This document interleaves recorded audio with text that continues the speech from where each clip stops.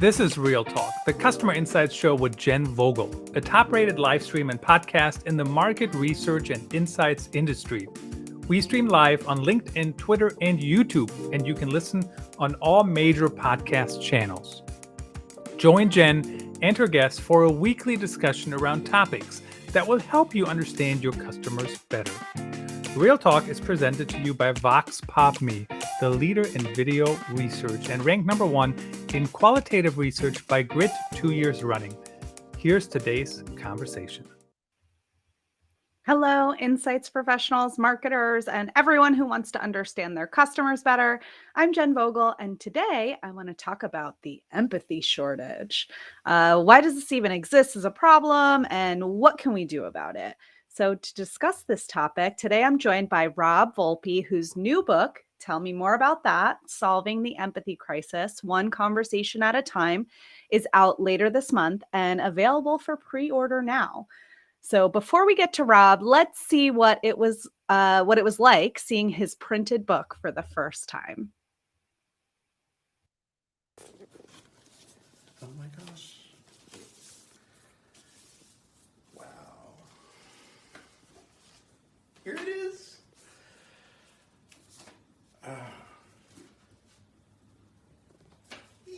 Look at that. Oh my gosh, so exciting. Welcome to the show, Rob. So Thank excited to have you. you on. What did that feel like in that moment, opening that box? It was, you heard me like kind of squeal with glee and joy. And it was so cool to see, something that, I've been working on this book for over 6 years now. Wow. So it's been a long journey, and through fits and starts. It's not like that's all I've been doing for the last 6 years, certainly, but definitely trying to get the book done and to see it finally come together. And at the time that it's coming together and it's happening now, the empathy crisis, you mentioned it as a shortage. I actually talk about it as a crisis. And it's needed now more than ever for us to understand how to be empathetic, not just as professionals in the insights community, but as humans and in our day-to-day interactions. So yeah, I don't have kids, so I can't say what it's like to see your child for the first time. I do recall what it was like the first time I saw my oldest nephew when he was born, and I got to see him like 6 hours afterward. And it was very much just that, like, wow, oh my gosh, here it is. And, the hopes and dreams of the future kind of placed onto that. So yeah, and, it's still, I've got it right here. And it just, it's a little surreal still for me. There's so many emotions, as we were saying before the show. There's so many different emotions that you experience as an author, and then when it's actually becoming real, and we're in the lead up to the launch 3 weeks from today, for other people to see it and get it in their hands. So yeah, well, congratulations. I will say, as a mom, your cover art is prettier than my son was when he was first born. So. Brand new babies aren't always that cute. They take a little while to, develop. I've seen some movies. Yeah. But, you mentioned you've been working on this book for 6 years. How do you know that it's done? Like, what made you decide, like, it's ready? Now it's ready.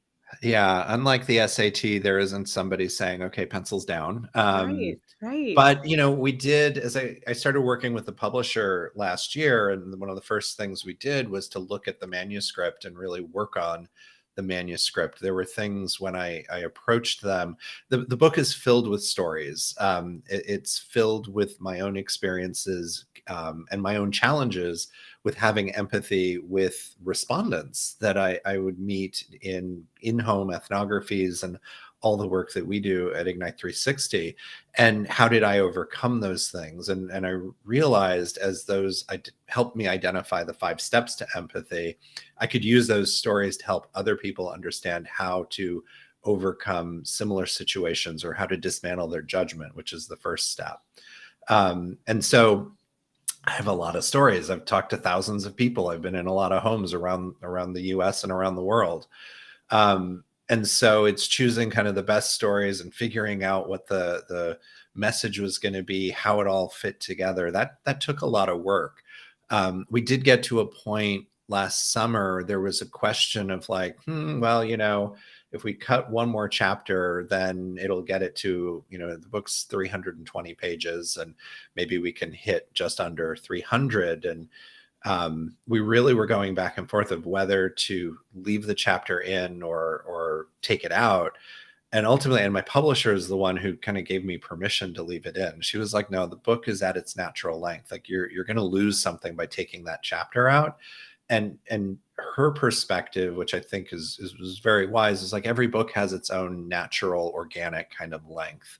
So you just kind of ultimately know that, okay, this is it, it's done.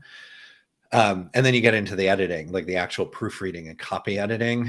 And that's, I've got the stack of papers this tall, which is multiple rounds of proof reviews and going through those. And even then going, God, why did I write that sentence that way? Let me change that around. And, making some other tweaks and changes. And at some point, as I was going through that, we had 3 rounds of proof editing, which is the final step before they release the book to the printer. At some point, you had to just go, okay, it's done. I've got to let it go. And be happy with it. And then I also found that as I was printing it, or as we were letting it go, it's like, it is what it's going to be. Now I'm actually starting to record the audiobook. And so I'm going back through going, wait a minute, can I make this change? Like I can make it in the audiobook. I can say something differently. But like, if there's a second printing, can I like just tweak this word here or there? So yeah, it's constant evolution. It is a constant evolution, but at some point, especially with a printed book, like you just got to let it go. Yeah. There is one typo that I found, and the publishers also told me, they're like, this is like a symbol of good luck in the publishing industry. I don't know if they were telling me that to make me feel better, but I'll believe whatever they tell me. I love that. So, yeah, that it's kind of like the break a leg sort of thing. Like every book has one, and that's to be expected. And then, we can fix it. In the second edition. In the second edition of the printed book, and actually it'll be corrected in the ebook version, which will come out on the 22nd. And it was funny. It's my accountant's last name got misspelled. And it's like, how did that happen? She's a good friend. Like I've known her for 10 years. Right. And I saw her this weekend and I wanted to tell her in person. I'm like, I'm really sorry, but in the acknowledgements, I misspelled your name. Well, at least, it could be worse, right? Like you'll know if you hadn't just mentioned it live here on our show, people might not know, but it's not like you spelled empathy wrong on the cover, right? There were a few times typing it out that empathy did get empathy or something like. Oh, I'm sure it loses all meaning after a while, right? It does. So really happy that, it was in her name and it was a good friend. It wasn't, a client or somebody that I didn't know quite as well. Right. So it was good. Well, wonderful. Congrats. It's really exciting. I know everybody's excited for it to officially be released soon enough, and lots of fun celebrations leading up to that day.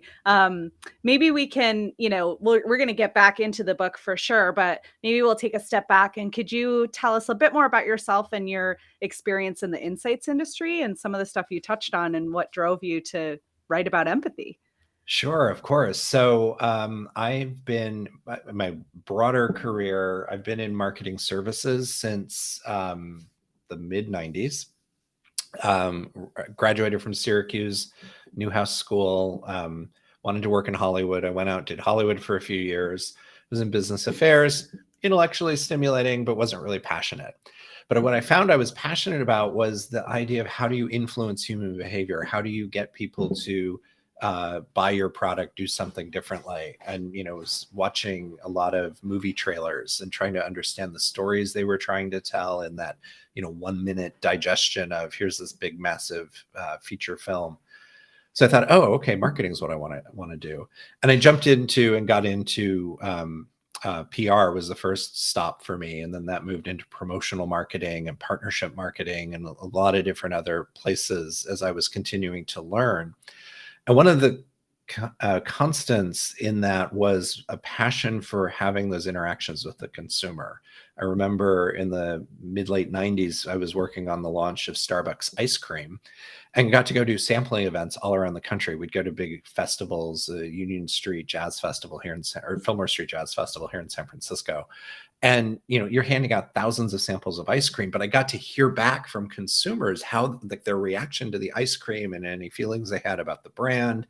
And I'd come back and I'd write up a report and I'd send it off to the clients. And little did I know I was doing marketing research for them, even though my job was actually to get the word out about Starbucks ice cream. So I always loved those moments where I could engage with the consumer, but I didn't totally understand what the path might be for me into insights and what that world even looks like. And quite honestly, I didn't even know that qualitative research was a profession, that you could get paid to talk to people and listen. That sounds amazing. And then finally, a few years later, I was working at Kraft in their beverages division in New York. And the insights team there knew that I was interested. It was in consumer promotions, which was, promotional partnerships and coupons and things like that. But they knew I was really interested in the insights and the human behavior. And there were some ethnographies they were doing. I was working on Maxwell House, and we were doing some ethnographies with women of Hispanic descent from the Caribbean. They were living in New York, wanted to understand how they make coffee, because typically they'll use instant coffee, and then there's a lot of ritual and method around stovetop preparation and then the milk that they're adding. And so we wanted to understand that further and see if there was opportunity. And not many of the team wanted to go, and the marketers were available or wanted to go on the in-homes. And so they said, hey, Rob, we've got a slot open. Do you want to go? Talk to my boss, talked her into it. And I got to go. And I went on 2 in-homes in Manhattan. I don't speak Spanish. The session was conducted in Spanish, and the moderator translated a little bit for me, but there was so much that I just understood intuitively by paying attention, by actively listening to what was happening. And I loved it. Was just so hooked and enamored of it, and then did nothing with that experience for a few more years until I had been laid off. I was living out here in California. I got laid off from a job. I was consulting with some of the different research and strategy firms in the youth space and kid marketing. And the owner, Wynn Tyree from Smarty Pants, actually, I was having dinner with her and her husband here in San Francisco, and I had been doing a little consulting with them. And they were like, oh, we're looking for somebody that's just like you, that has the strategic thinking and can do the deck writing, but that can also moderate. And I was like, who do I know? And we played the name game and didn't come up with anybody. And then 3 days later, it struck me like, well, wait a minute. I like talking to people. Maybe I'd be good at that.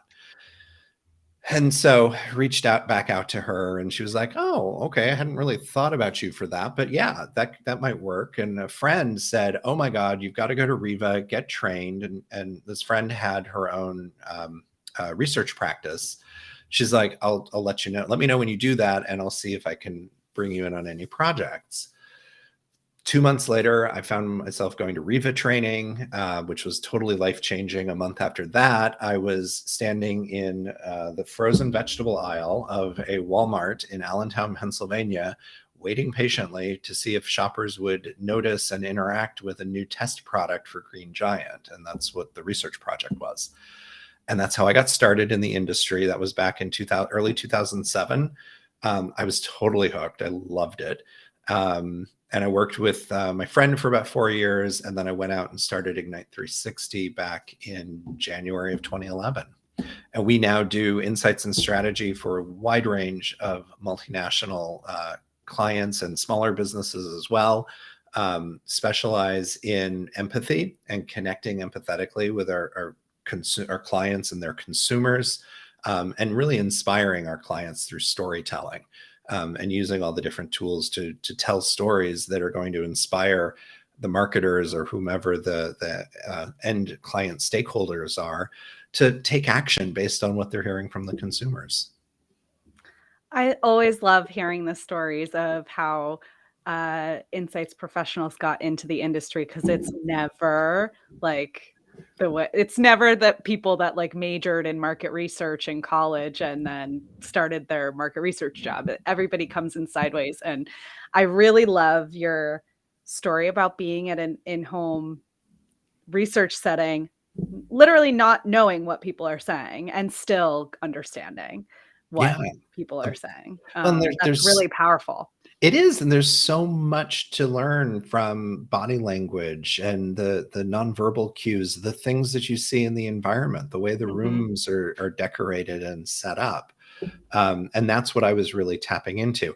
I had no training at that point, but it was just intuitively kind of what I was doing Yeah. at the time. Amazing. I think it's really, yeah, I think it's really powerful to hear that, and to, that kind of leads into this, like this empathy topic that we're going to talk about, right? Because it's the stuff you can't read in a text box open end, or, in a multi-choice survey. Yeah. So tell us, why do you think there's an empathy crisis? Oh my gosh. There are several major reasons for it. I think the first thing for people to understand is that we are all hardwired to have empathy. We are born with it. Helen Reese, a neuroscientist out of Harvard, helped determine all of that with some work she did about 10 years ago. And there are other neuroscientists that have also been looking into where empathy shows up.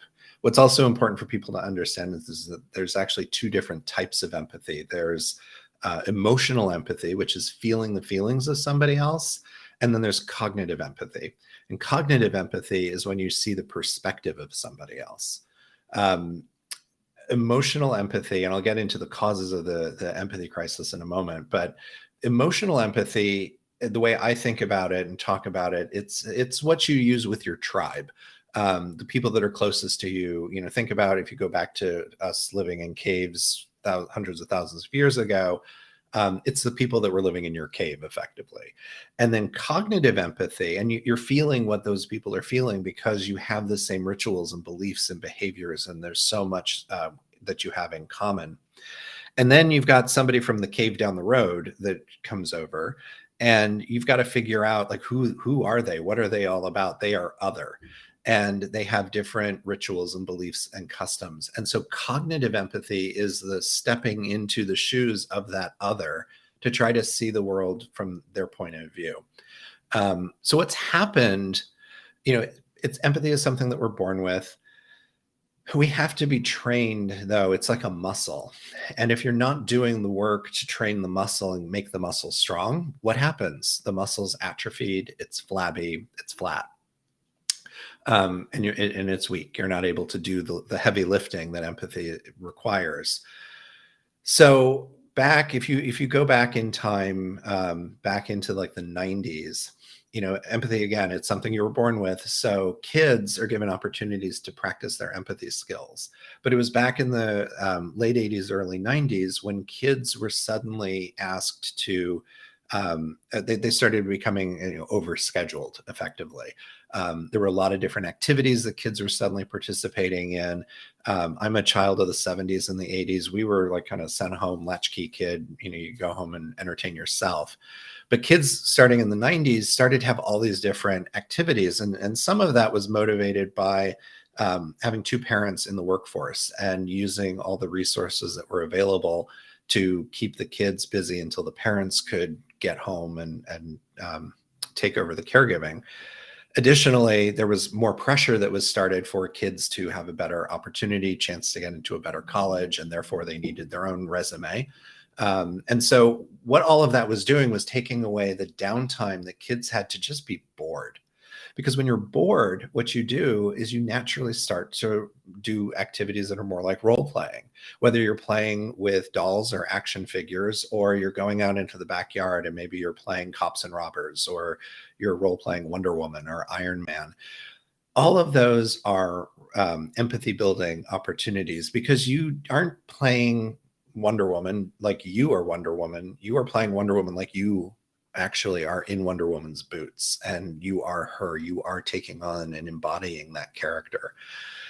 So when you take away opportunities for people to do that, for kids to do that, their muscles aren't going to be as strong. So you had that going on. You also had technology happening.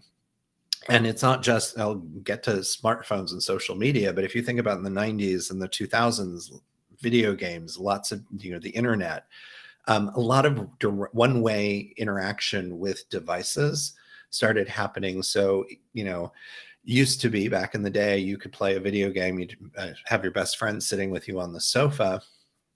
You'd both have the joystick or the controller in your hands, but you'd both be facing the screen rather than really interacting with each other. So again, it's the relationship and the direction of the relationship was going towards an inanimate object instead of the person really next to you. So again, limiting the opportunities to have empathy. Then you've got social media. Social media is all about validation and self-worth and likes. Validation social media is very much me directed, making me feel good, rather than me really supporting and having empathy and connecting with somebody else, particularly when people are, we've got such issues with FOMO and people afraid of missing out. Therefore, they're curating these fabulous lives that may or may not actually be real. It's all becomes this artifice, and we're not having these authentic interactions and connections with people that we might have had otherwise. For me, the real sort of alarm bell study came out of the University of Michigan in 2010. They did a meta-analysis of student life surveys starting in 1979 all the way through 2009. They found that in 2001, there was a 40% decline in empathy, and it stayed at that declined level compared to the previous decades.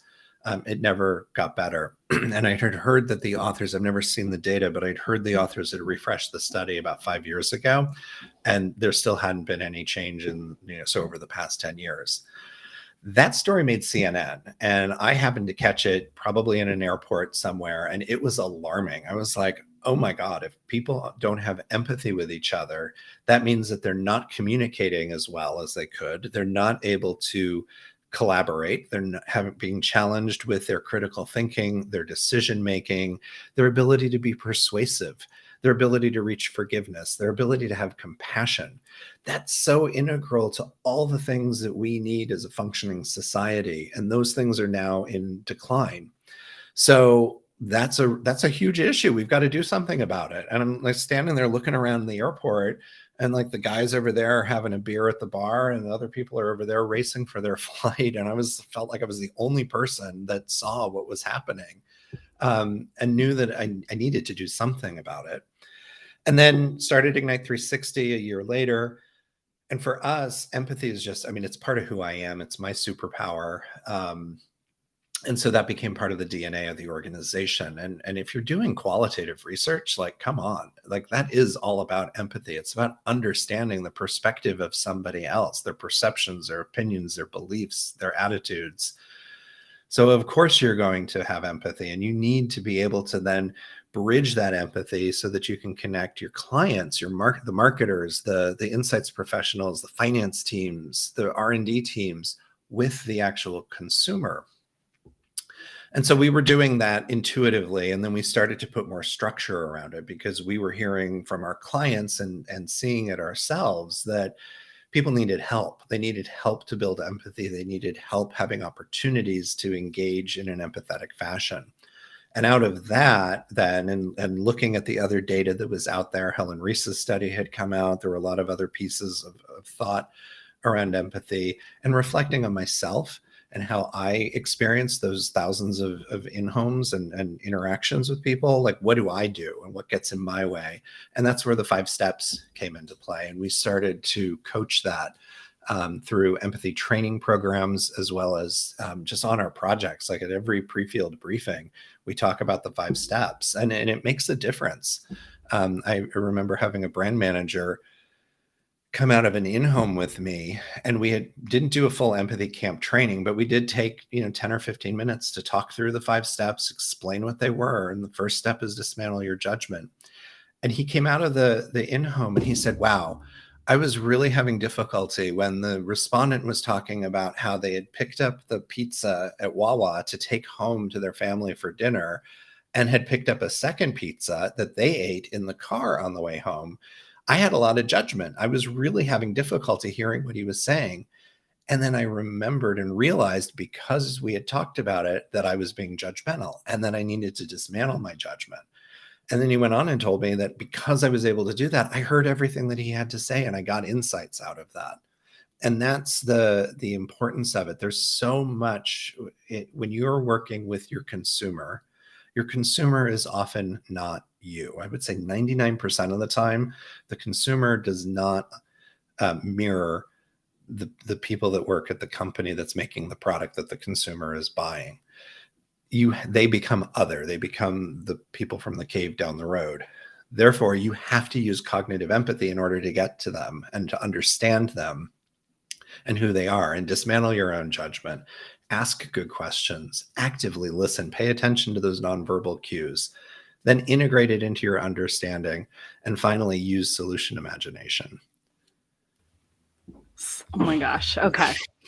So I'm like almost for a second forgot that this is like a business podcast, and I'm like, okay, how do I raise my kid to like not be addicted to technology and be a complete narcissist? And also, like, there's so much in what you've just described, even the generational stuff, like being a child of the 80s and 90s. Like, I did not have any free time, and I had a lot of fun, right? Like, but like nonstop activities, after school stuff, definitely a lot of time on like Sega Master System video games, not the same level of video game that is available now, but I can totally see that. And that connection with the 2001, the like decline. Student studies, like that's when I was in college. That's when I was, growing up and having those activities. So this is so interesting.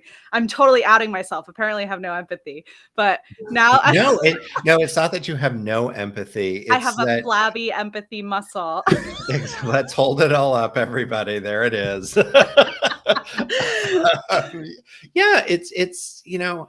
It's what happened. It's the unintended consequences of good intentions. I mean, your parents didn't mean for that to happen, but you didn't have the opportunities to build your empathy skills the way, others had, and all these other things were happening. And I think it's just gotten worse over the last 20 years now. And yet, the other thing that was shocking to me about that, it's like, okay, so this was in 2010, I heard this about 2001. It's like, okay, so that person's like was 20 then. That means they're 30 now. Like, oh my God, they're working. They're like out in the workplace. Now they're in their 40s and they're managing people, and there's all those people underneath them where there's a lack of empathy. And look at the Great Resignation and what's happening, here, but elsewhere around the world too.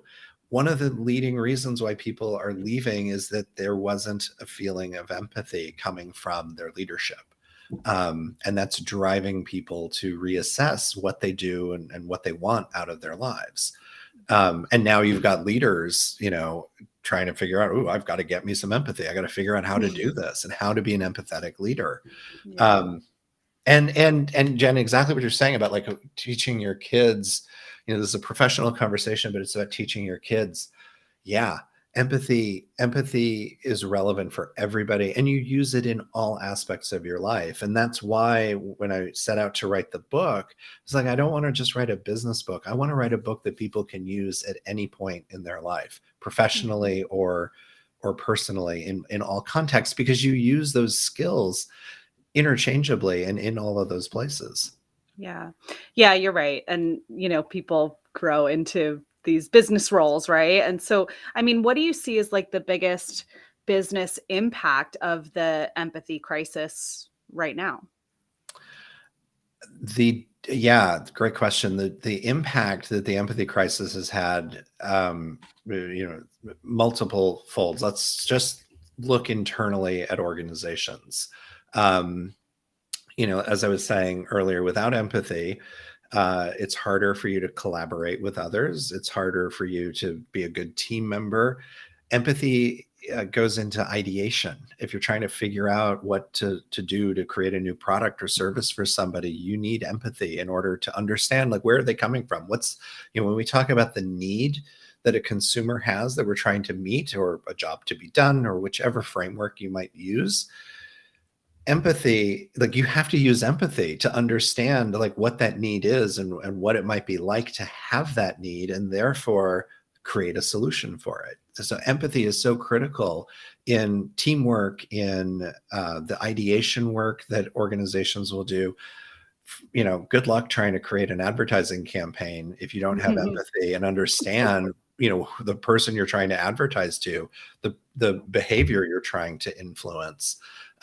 Within an organization, just trying to be a leader, trying to manage your team, and there's some real basic fundamentals that the pandemic exposed as lacking in a lot of leaders. Like, I'm part of Entrepreneurs Leadership Network, so I've started contributing some thought pieces there, and my first one just came out a couple weeks ago. And literally, it's like, here's 3 bad habits from last year that you can leave behind. And the first one was like, you need a policy where the Zoom cameras are on unless somebody is eating, or they've got some real reason that they've, like, explained. But I've been on calls where in some client organizations, it's just common to not have your camera on. And it's really hard I might as well just be on the phone. Another one is to actually engage your team. Stand-up meetings, one-to-ones, the updates, however they're referred to in your organization. Take the time and prioritize the personal chit chat. Don't just be all business. Don't just dive into it. Ask, how are you? How are you doing? What's going on? Oh, I see your child cartwheeling in the background, or there's your cat or your dog, or whatever it might actually, be happening. We're all human. We're all going through what we're going through, and we can support each other if we take the time to ask the questions and have some empathy with other people. And maybe as a manager or a leader, it'll give you more perspective on why, if your team isn't performing the way that you were used to, why that might be. What are the challenges that they're facing, and how can you support them so that they'll ultimately support the organization in a much better, stronger, effective way down the road. So a lot of empathy there. If you're a marketer and you don't know who your consumer is, you don't have empathy with them, like, you should probably find another career, to be honest. It's not the first time that somebody said that on this show. Sounds like you might be in the wrong role if you're worried about this, or if you don't have empathy for your customers. But it's so true. And yeah, I mean, I think internally in company culture, it's so crucial, especially now, because that same challenge that you mentioned of, like, in the 90s, sitting side by side, playing a video game, not looking at each other. We're having that challenge now, and have for the last 2 years, of, like, you are not in the same room as other people. And so you do have to find other ways of connecting emotionally, and, putting yourself in people's shoes, understanding what they're going through. That's not, sitting down and having a cup of coffee. Right. So how do you have a cup of coffee virtually or whatever? I think, the challenge is that we get tired of that stuff. I know, how do you kind of, like, how do you balance being completely Zoom fatigued and, like, not the thought of another Zoom meeting making you want to die versus get on camera, engage with people, have that conversation. Like, there is a push and pull there. Yeah, but, like, have fun. Okay, here's my coffee. Jen, if you Yeah. had a coffee with you, we'd be having coffee together. Oh, You've got some beverage I somewhere. finished my coffee, but yes, But it's totally. that idea, and then you just sit and you chat and you listen, and don't put the beach, artificial background on, or the mountain that you think you're climbing. Like, show me what's going on. I mean, I've got a wall right behind me, but, like, I can see your living room or whichever space that you're in. Yeah. And that's fascinating. I was talking to Matt Lyles. He's got a podcast on branding and leadership. And we got on the call before we were going to record, and I noticed all these nutcrackers on his wall, and like a lot of nutcrackers, like 40 of them. And it was like, okay. And it was right after the holidays. So I was like, Matt, tell me about these nutcrackers. I've got to know. And we ended up talking for like 20 minutes before we even started recording, just about holiday customs and rituals. And it became like a real thing for him. I think his parents started giving him nutcrackers when he was like 8 years old, and every year he would get one new nutcracker. And so he's got this massive collection, and they're really interesting and different.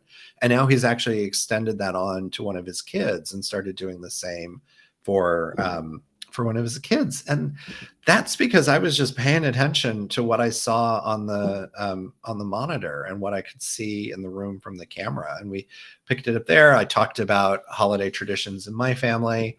And it was just a really great bond and connection when we were ostensibly there to talk about, brands and empathy and leadership and all those things. And I got to know him as a person first. Yeah, that is so important. And as you mentioned, like getting to know, engaging the people that you're talking to, you don't have to get right to business. You can actually get to know people a bit. And I think that's tricky with, our calendars, and there's such a limited amount of time in the day. And sometimes you have a meeting where like you really need all 60 minutes to achieve the objective of that meeting. And so one of the things we do, and this is pre-pandemic because my team's always been distributed, not always remote, but at least distributed, is we have snack time every Monday. And I love that. The only rule is you can't talk about work. So it's just a nice way to like what's going on in the weekend and get to know each other, and what are people watching on Netflix or whatever. And carving out that time separately, make sure that you can achieve the objectives of those business conversations. So you're not taking up 20 minutes of your time talking about nutcrackers if you don't have time for that. Right. You have some dedicated nutcracker time another day. Exactly. You make the space for it. I love that. We do coffee talk. And right now it's every other Friday morning. It's 45 minutes, and we talk about whatever right before the holidays. I think it was one of the funniest conversations we've had. We shared bad boss stories from obviously not at Ignite 360, of course, but like from earlier in their life. And oh my God, we were on the floor at some of the bad behavior we were hearing from people. And that's been really great. We've had other coffee talks where, we were it was started as a way to just share how we were feeling about the pandemic and dealing with everything. And then as we continued to move through different, the last 2 years, I mean, when the protests happened after George Floyd's murder, it gave us a space to really share how we were all feeling and the pain and the confusion and the upset to what was going on top of, hey, there's a pandemic and an election and all the other things. So I love that you do snack time and we do coffee talk. Yeah. It's the only reason it's not coffee for us is because we're all different time zones. So for some people it's first thing in the morning, some people it's later. So it's snack time. It's snack time. I like everybody that. Can have a snack. But and I love that you have a distributed team. Like we were virtual from the time I started the company because I wanted to work. I was working remotely when I was with my friend's firm. And I just liked the idea of being able to work with whomever I wanted to and the best people. And it didn't matter. I used to say like, well, if you got internet access and you can get to an airport that's a commercial airport, like I don't care. You can get where you need and do what we need to do. And so in some ways, I don't know if you've found this, in some ways, the adjustment with the pandemic to the work from home wasn't as big for us because we were already doing it. But then there were some other adjustments that we had to make culturally because, as we do qual and quant, but a lot of our work is qualitative. So we were traveling a lot and a lot of us would get together in different combinations. And that was suddenly taken away from us. So it was figuring out how do we bond and reconnect with each other. And so coffee talk was one of the ways to do that. Yeah. I think in some ways we're still figuring that out, right? Like a lot of us were working from home. Some of us were not. We do have offices, but so there was some adjustment there. You know, somebody like me, I've always worked from home. I, for the first time, was working from home and also parenting full time, which was a nightmare for Oh anyone yeah, who remembers.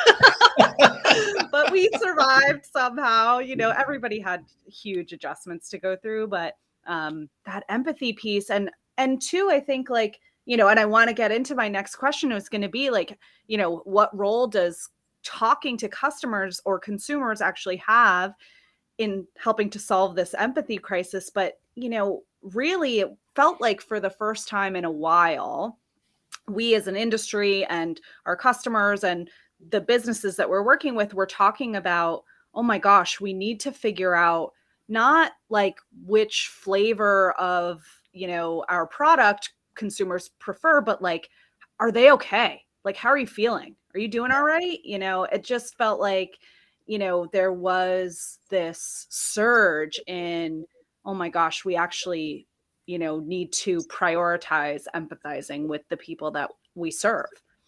And understanding them on a deeper level than just the superficial. I mean, it is ultimately superficial, whether you're buying, you know, Coke or Pepsi. Sure. And yet it's, you know, billions of dollars in sales. It's an important question, but we're human underneath that. And it's, if you can understand the humanity and have empathy and connect with that, it's going to make it clear why the purchase decisions are made, or the journey, or whatever the kind of question is.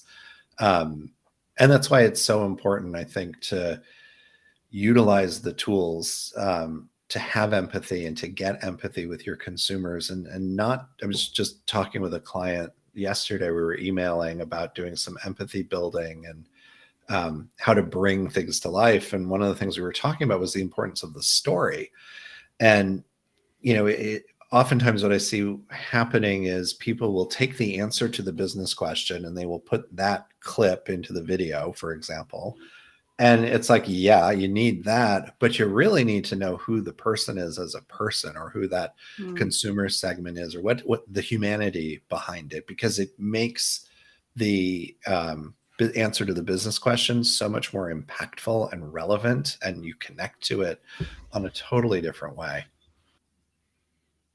Yeah, absolutely. I think that deeper understanding, it, you know, you can make better decisions on the superficial stuff if you have Yeah. a better understanding of the deeper stuff first, right? Well, and that's where we've seen some clients. General Mills has really been great at trying to build their intuition and really just know the consumer so well. And ultimately, what should happen is, if marketers, you know, really do understand their consumer on that deep level, they have the intuition built up, so that even though I may not be them, I understand who that person is. I understand what motivates them.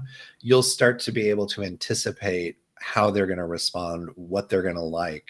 And therefore, you're going to be able to build better products or services, or marketing campaigns. You'll also be able to do a little less research, because your intuition is going to be strong. And you're going to know the answer to some of those questions that you might have just gone and spent $50,000 to get an answer to.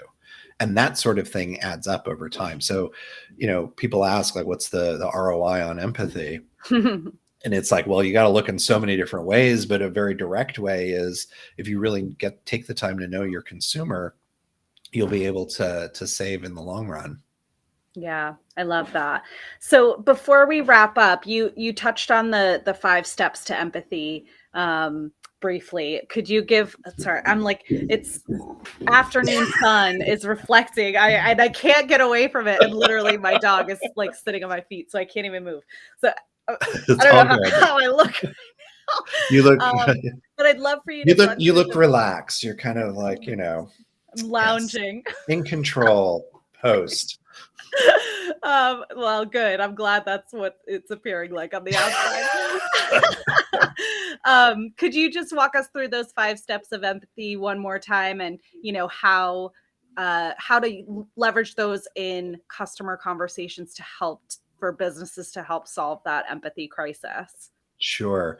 So these are the five steps are what everybody should be thinking about or be aware of when they're engaging with somebody. And I mean, this is like whether you're engaging with a colleague or a boss, a direct report, whether you're engaging on a sales call, you're engaging in consumer research or just any interaction that you're having. You could be at the checkout lane at Safeway and you need to be doing this. First one is dismantling your judgment. It is the biggest, the hardest step. It is what gets in most people's way, and it constantly is coming up, and it's formed from your own biases, your stereotypes, your past experiences, and you've got to be mindful of it. If you are judging someone, I talk about it as being judgmental, casting aspersion. When you're doing that, you're never going to see them. It's like a brick wall that you've built in front of between you and the person you're trying to have empathy with. So you've got to dismantle that. The second step is asking good questions. Mm-hmm. Asking good questions is the exploratory, the open questions. So, there's closed questions and open questions. You want to be as open as possible, and you don't want to lead when you're asking a question. And I always use the example of, in a courtroom drama, they'll talk about leading, a lawyer will say, objection, leading the witness. And that's because the other lawyer has asked a question that's leading the respondent to the answer that you want to hear, rather than wherever they're going to take you. So an example of a leading question might be, how do you feel about working from home, versus how do you feel about your work environment? Or I guess another way, a leading question would be, don't you like, and this is a closed question too, like, don't you like being at a standing desk? That's leading you to kind of say yes. And depending on the dynamics of the relationship and the interaction, you may not feel that you could comfortably say, no, I don't. I actually prefer sitting. Because of the way the person's asked the question. So it's really important to ask good questions. Keep them simple, keep them exploratory in nature. And then the third step is to actively listen, and that's paying attention. It's not just listening with your ears, it's with your eyes. What do you smell, taste, touch, all of your senses, not just what the person is showing you, but as I gave the example with the nutcrackers earlier, it's looking around and seeing the environment. What do you see that's on the walls or behind somebody on camera? What does that tell you about that person? How does that inform what your understanding is of them? And then the next step is to integrate into understanding. So you've gotten the information coming into you, and your judgment's probably showing back up.